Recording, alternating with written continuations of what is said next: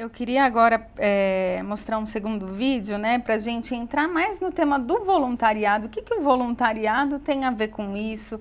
Como é que a gente vincula, né, essas ações? A Mariana trouxe um outro vídeo para vocês conhecerem um pouquinho melhor o Instituto Fazendo História, Isso. a proposta da atuação deles. Vamos dar uma olhada. Toda criança cresce com a cabeça cheia de histórias. E as histórias são poderosas. Principalmente a que acreditamos ser a nossa. Ela molda o jeito que vivemos, as escolhas que fazemos e muitas vezes define o nosso destino. Para as mais de 35 mil crianças e adolescentes que estão nos abrigos e outros serviços de acolhimento por todo o país, a história costuma ser assim. Você não tem futuro, não tem potencial, você vale pouco. E quando você cresce com histórias como essas, não só seus recursos são limitados, mas a sua visão torna-se limitada. Suas escolhas ficam limitadas. E parece ser impossível sair dessa realidade. A criança então desiste da escola, se envolve com drogas, entra em conflito com a lei. Se a criança não puder contar uma outra história sobre si mesma, o modelo se repete, perpetuando um ciclo de alto custo para toda a sociedade.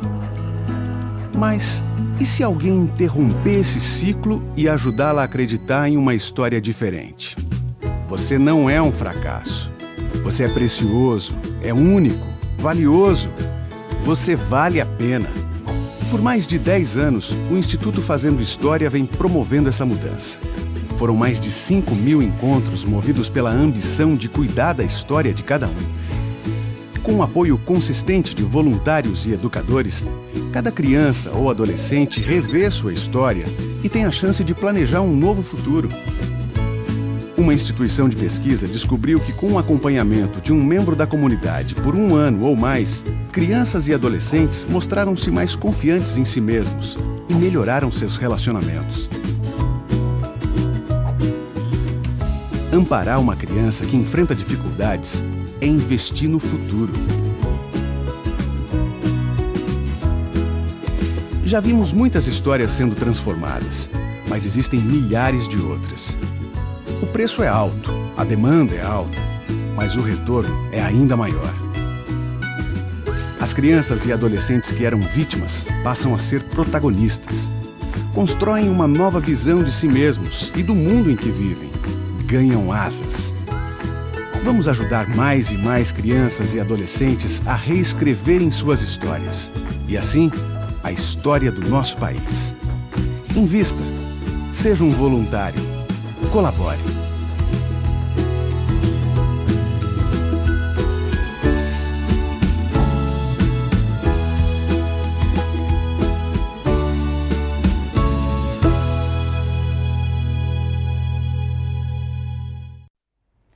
Muito legal, né, pessoal? É possível fazer que essas histórias sejam, sim, diferentes, tenham futuros diferentes, né? Não está dado que é porque elas estão nessas condições que a vida tem que seguir assim e que o futuro delas já está traçado. Isso não é verdade.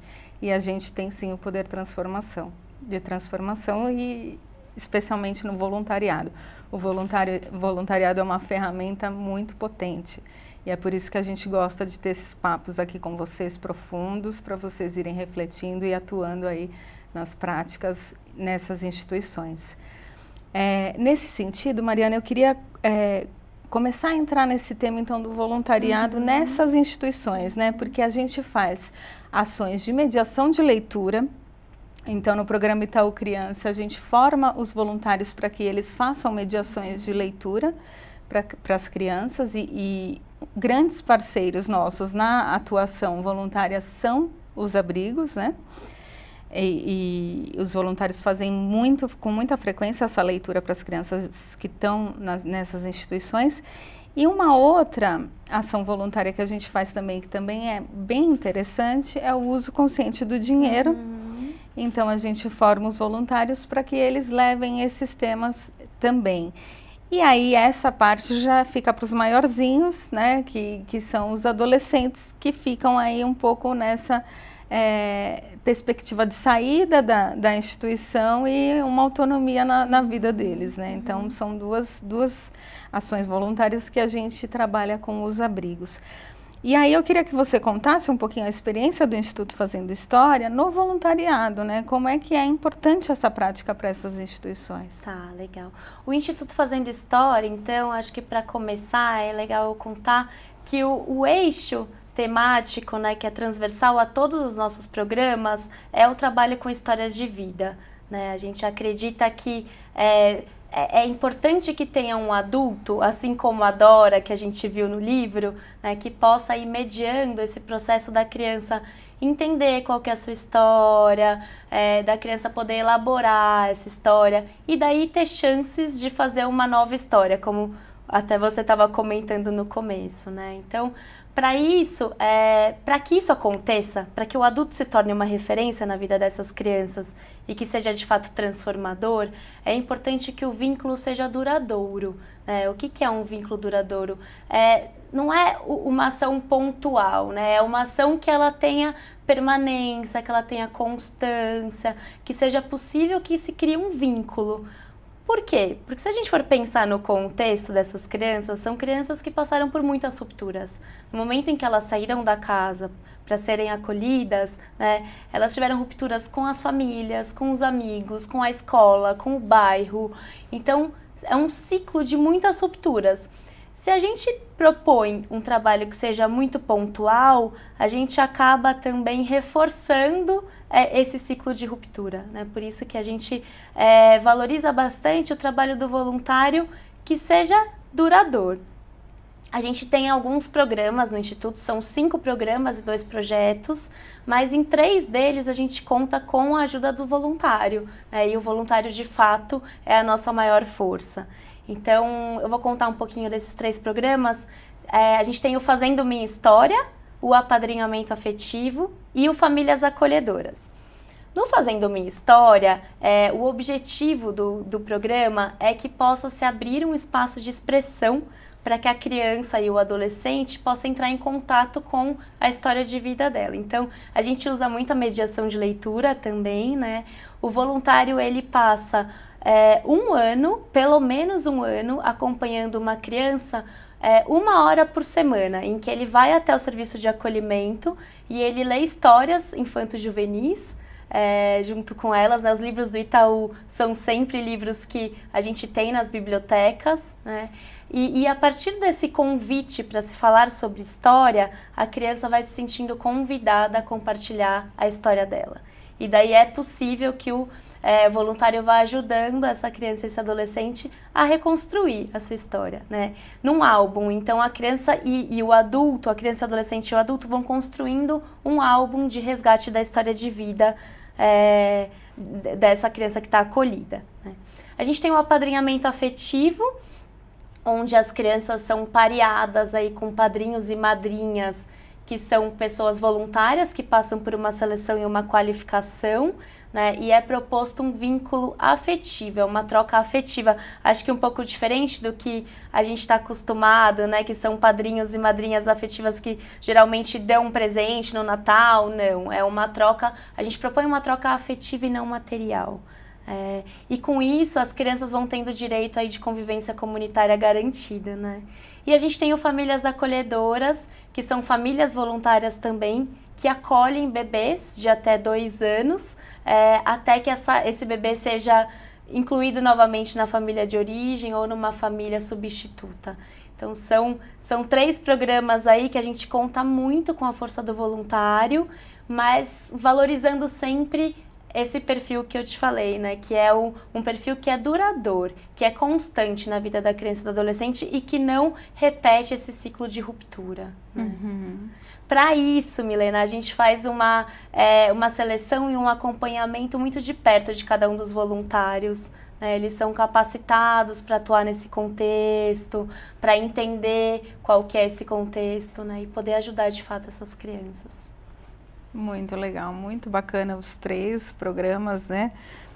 Fiquei aqui com algumas perguntas, vamos seguindo um pouquinho e eu vou ficar com elas na manga, mas para aprofundar desses 3. Mas o que eu queria, especialmente, aproveitar esse tempo aqui com você, é que você desse algumas dicas para esses nossos voluntários que estão aí espalhados pelo Brasil todo, de quais os cuidados que eles devem ter em uma instituição, especialmente com as crianças. Sim. Então, quando eles vão fazer uma mediação de leitura, quando eles vão ter esse contato, e no nosso caso, em geral, é uma ação mais pontual, quais são os cuidados que eles devem ter?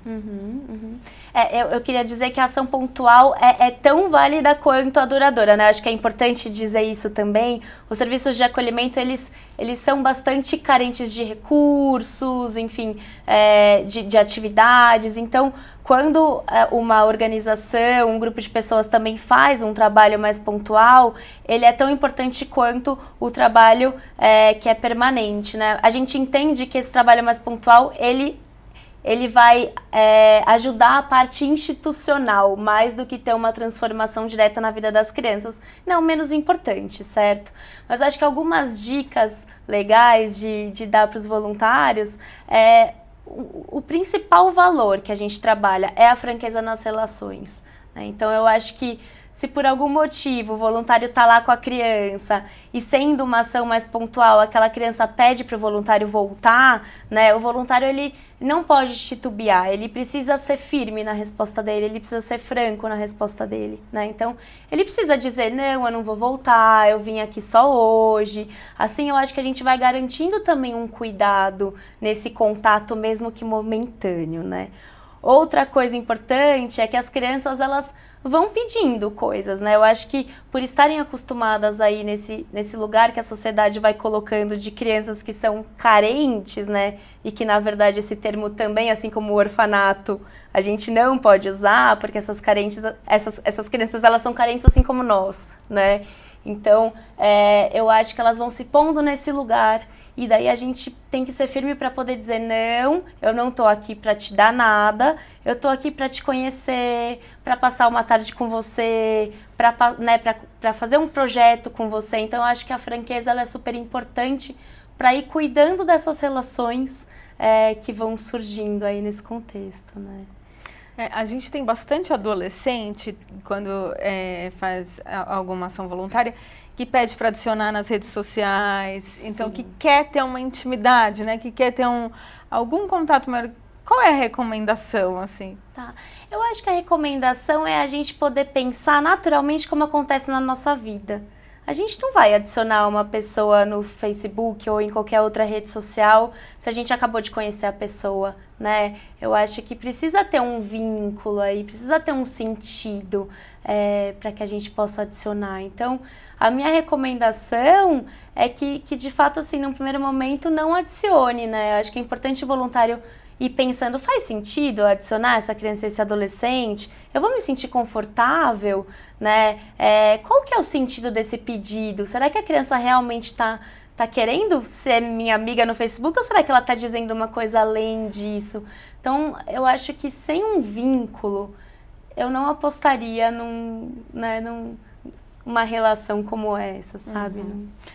Tem uma outra pergunta que é bem importante, que é a fotografia dessas crianças, né? Então, assim, em geral, a gente vai nesses lugares e o celular está na nossa mão, então é o tempo todo clicando, né? E quais os cuidados que a gente tem que ter com a foto dessas crianças e desses adolescentes? Isso é super comum, né? Eu acho que o voluntário, ele sempre tem um desejo de poder registrar esse momento, enfim.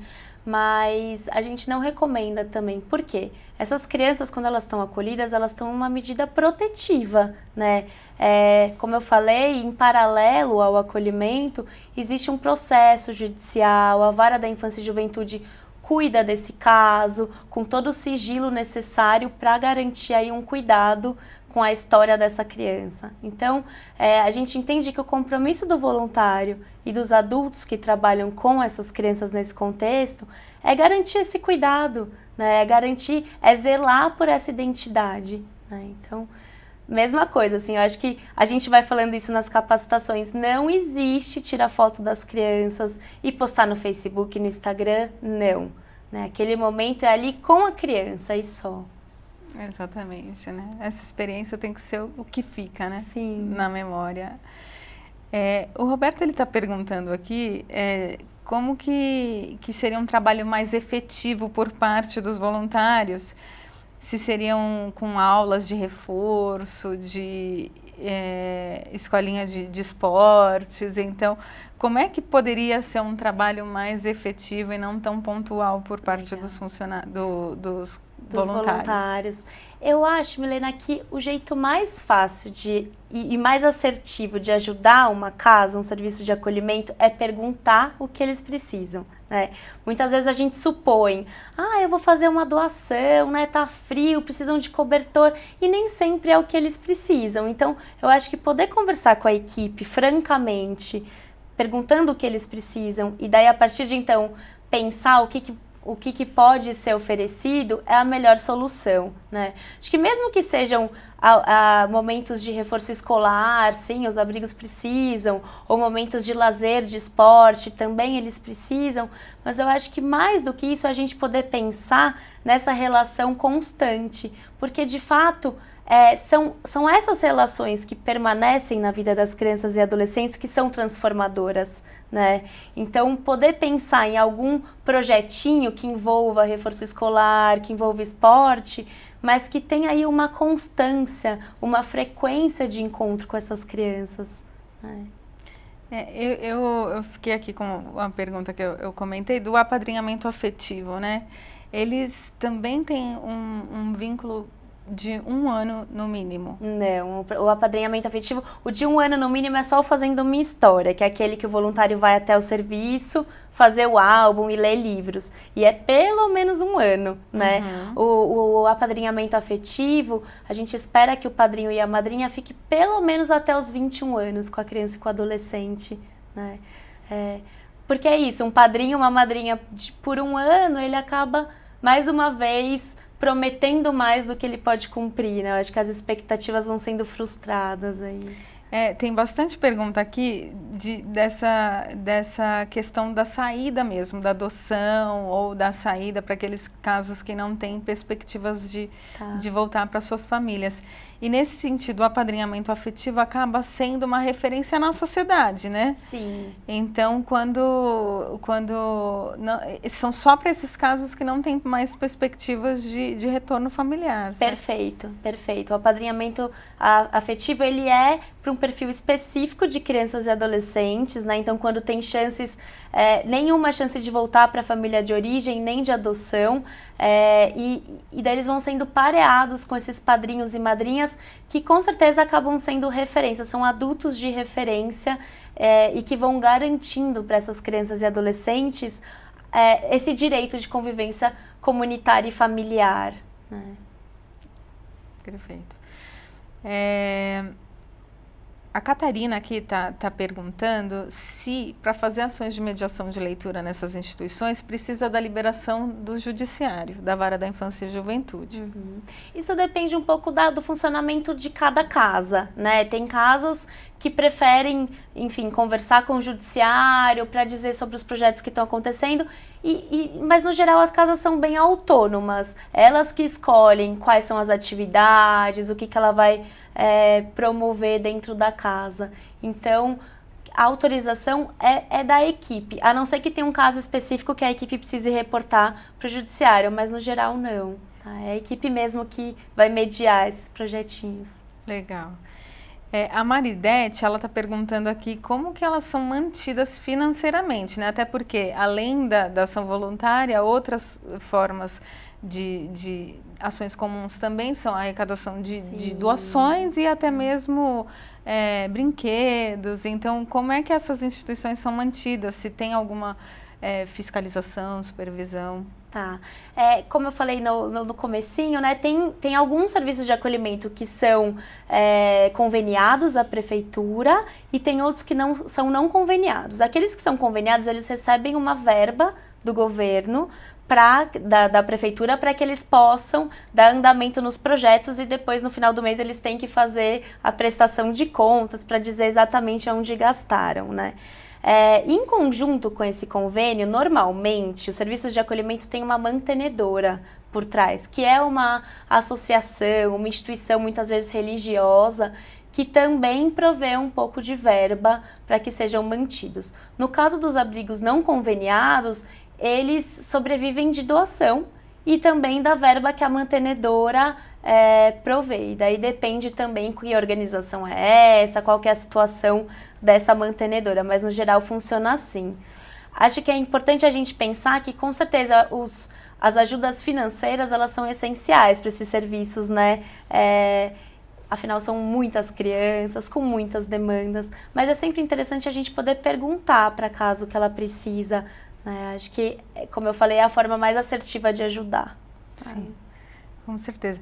A gente recebeu um juiz do Rio de Janeiro há algum tempo atrás na fundação e ele estava fazendo um projeto piloto bem interessante que era justamente isso. Qual é a necessidade de cada organização ali de uma região do Rio de Janeiro. Uhum. Porque algumas são, sim, financeiras e de infraestrutura, que até o Comunidade Presente pode apoiar, né?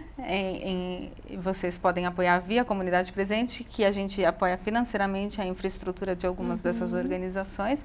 Então, a gente já fez muito parquinho, brinquedoteca, com o recurso do Comunidade Presente. Outras, o que eles mais precisam realmente é de apadrinhamento afetivo, então eles tinham algumas categorias de tipos de voluntariado que eles precisavam lá para as instituições do Rio de Janeiro, e é muito particular mesmo. Sim. Então não adianta a gente sair fazendo sacolinha no Natal. Até tem uma pergunta aqui, né, em relação a essas ações que agora no final do ano começam, né? Não é a necessidade de todas as instituições, né? Então eu queria até que você comentasse um pouquinho sobre essas ações mais focadas no final do ano. Sim. Tem muita coisa que chega nos abrigos no final do ano, gente. Assim, Páscoa, o que chega de ovo de Páscoa, o que chega de sacolinha de Natal, de brinquedo. E a gente vê que tem muito brinquedo nos abrigos. Claro que depende de cada casa, mas no geral eles recebem muitas doações, né? Então, eu acho que de repente poder juntar um grupo de amigos né, ou até de voluntários, de colaboradores e poder fazer uma biblioteca ou de repente transformar um espaço, acaba sendo muito mais proveitoso para as crianças do que chegar um monte de sacolinha de Natal. Eu entendo que às vezes é o jeito que a pessoa pode ajudar, né? Mas eu acho que essa pergunta anterior de qual que é a demanda, qual que é a maior necessidade, é ajudar muito mais, porque a gente está de fato contribuindo para o que eles precisam, né? Então, acho que realmente, assim, no final do ano chega muita coisa nos abrigos. Muita coisa. E nem tudo eles usam.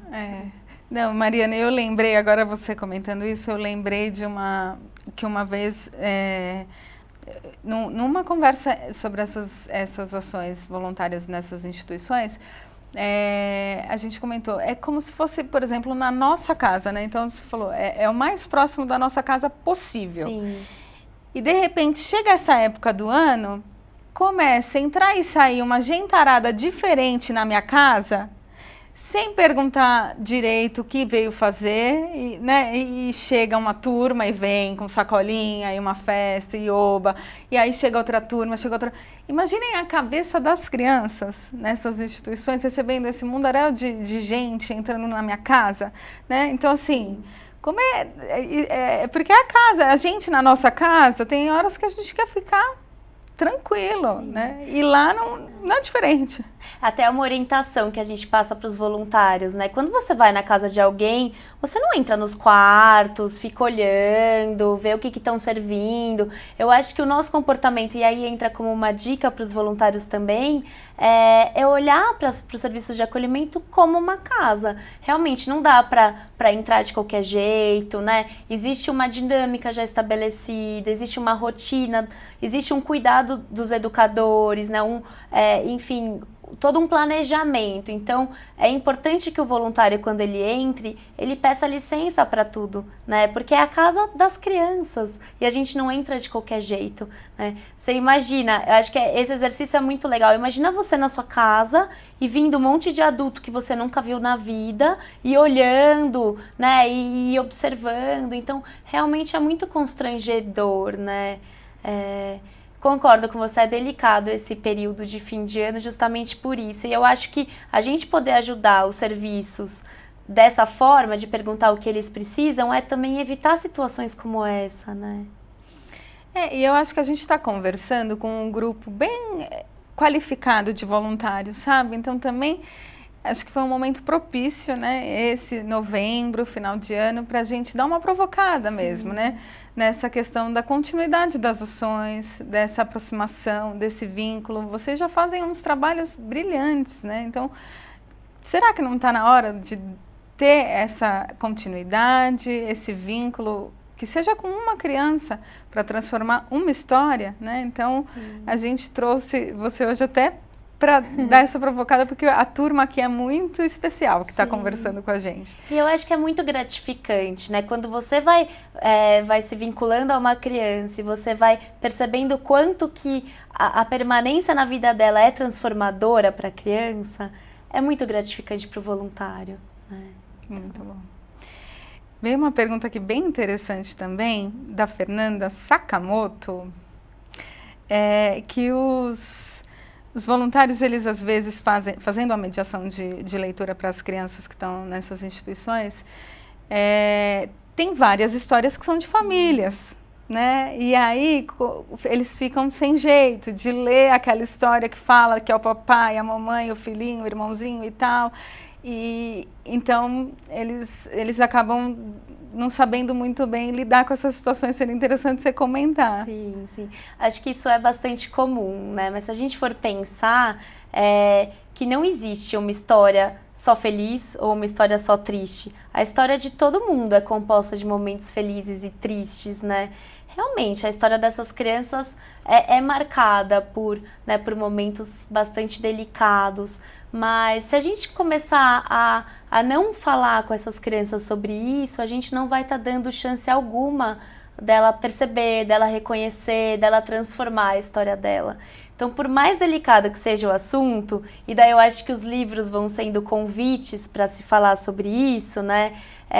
Vale lembrar que o adulto ele está ali comprometido numa relação horizontal, né? Ele não pode estar numa postura de que eu sei tudo, eu vou controlar, eu vou comandar, mas de fato ouvindo, percebendo aquela criança, poder conversar com ela sobre o que ela traz, né? Eu acho que o voluntário ele não cutuca a criança, ele não pergunta, tipo, e aí, sua mãe, me conta, onde ela tá, por que você tá aqui?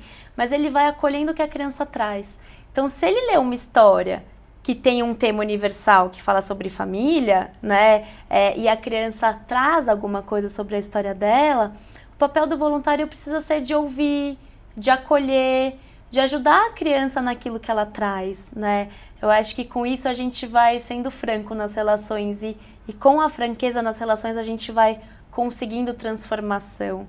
Eu acho que isso que é o mais importante, né? E querendo ou não, esses temas, família, eles não estão só nos livros, eles estão na novela, eles estão no papo com a educadora, eles estão o tempo todo permeando todas as pessoas, né? Não é porque a criança está acolhida que ela não pode ouvir falar sobre família, pelo contrário, ouvir falar sobre família é uma chance que ela tem de olhar para a história dela, entender e transformar, né? Exatamente. E o quanto a criança é espontânea, né? Porque a gente vai perdendo essa espontaneidade. Sim. E a gente vai ficando com essas questões, esses milindres, esse falo ou não falo. E a criança é espontânea. Então, acho que o melhor a seguir nessas ocasiões é o que a criança está demonstrando. É isso que você falou. Eu não vou cutucar, não vou perguntar, mas eu vou seguir. Porque ela vai saber levar a gente onde tem que ir. E elas sabem, elas surpreendem a gente, né? Eu acho que esse que é o encanto de favorecer uma relação natural, que eu acho que é isso que o Instituto Fazendo História propõe, que os voluntários façam, né? É uma relação natural, como qualquer outra, né? Muito bom. Tem uma outra pergunta bem interessante aqui do Roberto, que eu acho que eles ficaram provocados nessa questão do retorno para as famílias, né? Então, eles, como voluntários, se eles têm alguma coisa que eles podem fazer para aproximar o vínculo das crianças com as suas famílias mesmo e auxiliar para que elas retornem para suas casas. Eu acho que essa questão da família é um pouco do território aí da Vara da Infância e Juventude da rede, né? Nós, do Instituto Fazendo História, a gente tem contato com as famílias, mas são momentos em que a gente proporciona aí um grupo para contar sobre o projeto, encontros, né? O trabalho em si com elas é feito pela rede, pelo judiciário. Eu acho que o que o voluntário pode contribuir é diretamente com a criança, ajudando essa criança, esse adolescente, a ir entendendo esse momento que ele está vivendo, a ir entendendo por que ele está lá, onde está a mãe, onde está o pai, que foi exatamente o que a gente viu no livro, no História de Pedro, né? É poder dar conta de todas as angústias dessa criança. Eu acho que essa é a melhor forma de ajudá-los a entender esse período que eles estão vivendo, né? Agora, com as famílias em si, eu acho que é um pouco mais do território da rede mesmo, a não ser que exista aí um diálogo com a equipe, né, que se possa entender com a equipe como ajudar a equipe a ajudar essas famílias, aí eu acho que é possível, né? Mas eu entendo o trabalho dos voluntários, mas em relação a essas crianças e esses adolescentes, para entenderem o que de fato está acontecendo, né? Que já é um trabalho enorme, né? Tem bastante coisa para ser feita com eles. Sim. Mariana, nosso tempo está chegando ao fim. Passou super rápido, eu te falei que ia passar. Eu vou dar alguns recadinhos aqui. A campanha de destinação de parte do imposto de renda está no ar. Eu não poderia deixar de falar para vocês. Inclusive, um dos nossos projetos apoiados, ele é de Foz do Iguaçu, ele é de uma instituição de acolhimento, que está fazendo um trabalho bem personalizado com algumas crianças atendidas, então são 20 crianças atendidas, esse vínculo com a escola. Então, a gente achou bem interessante a proposta, que veio do Conselho Municipal lá de Foz do Iguaçu, porque nesse contexto de fragilidade, ruptura, a gente pode imaginar que o desempenho escolar das crianças não tem como a gente exigir delas um esforço nesse sentido. E esse projeto ele é justamente para tentar fazer um acompanhamento bem personalizado na rotina escolar das crianças. Então a gente achou diferente, bem inovador. E ele é um dos que está aí para serem apoiados dentre os 10. Então, até dia 5 de dezembro, eu conto aí com a participação de todos vocês na mobilização dos colegas. Em breve, vocês devem estar recebendo folders para ajudar aí nessa mobilização.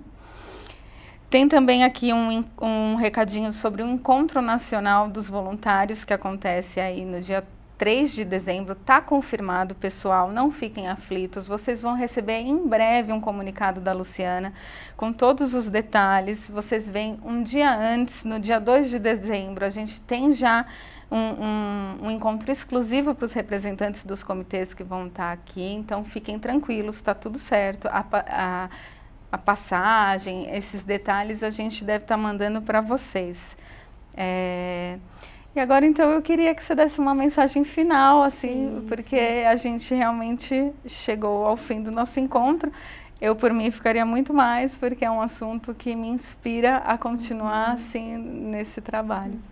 Eu agradeço, em primeiro lugar, a oportunidade de estar aqui, de compartilhar com vocês a atuação do Instituto Fazendo História. Queria parabenizá-los também por essa iniciativa, né? De fato, assim, a força do voluntário é o que faz a diferença, né? Então, parabéns por toda essa articulação.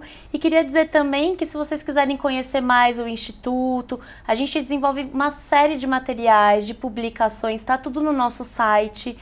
E o que a gente produz é para o mundo, é para ajudar, né? Então, quem quiser entrar no site, baixar, tem lá vários links de publicações para download. E eu acho que podem ir ajudando aí nesse percurso de atuação no contexto do acolhimento. Muito bom. Muito obrigada. Obrigada a você, Mariana. Muito obrigada por vir aqui compartilhar com a gente essa experiência. Sem dúvida nenhuma é um trabalho especial para a sociedade, para todos nós aqui desse país, que a gente acredita, sim, que pode fazer a diferença na vida dessas crianças e que elas tenham também suas vidas transformadas e suas habilidades, suas potencialidades desenvolvidas aí ao longo das suas histórias, né? Sim. Que a gente consiga ler muitos livros de histórias dessas crianças que tiveram oportunidade, sim, e conseguiram ser adultos transformadores para a nossa sociedade. Sim, com certeza. Eu acho que os voluntários eles vão percebendo, né, pouco a pouco, que não se trata de fazer um favor, mas se trata de uma oportunidade de engajamento social, de transformação da sociedade, né? Acho que isso é o que é mais valioso, né? Muito bom. Pessoal, então, vamos terminando o encontro de hoje. Muito obrigada pela participação de todos vocês. E a gente se vê, então, pessoalmente no Encontro Nacional de Voluntários.